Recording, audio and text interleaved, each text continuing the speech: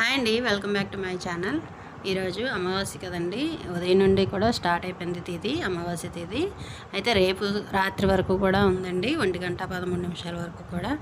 అయితే మనం పితృదేవతల్ని ఆరాధన చేయడం చాలా ఇంపార్టెంట్ అండి. ఎందుకంటే మనకి శని దోషాలు పోయే మార్గం ఒక్కటేనండి, పితృదేవత ఆరాధన.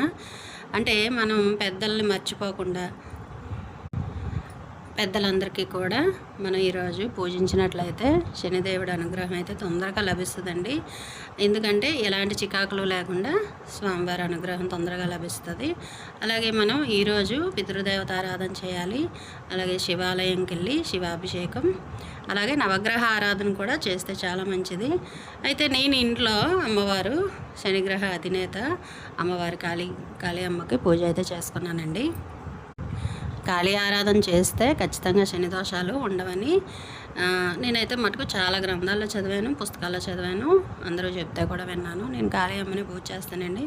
కాళమ్మని పూజ చేసిన తర్వాత అలాగే శివారాధన, లలితాదేవికి అందరికీ కూడా నేను పూజ చేసుకుంటాను. ముఖ్యంగా అమ్మవారికి పూజ చేస్తానండి. శని దోషాలు పోయే మార్గం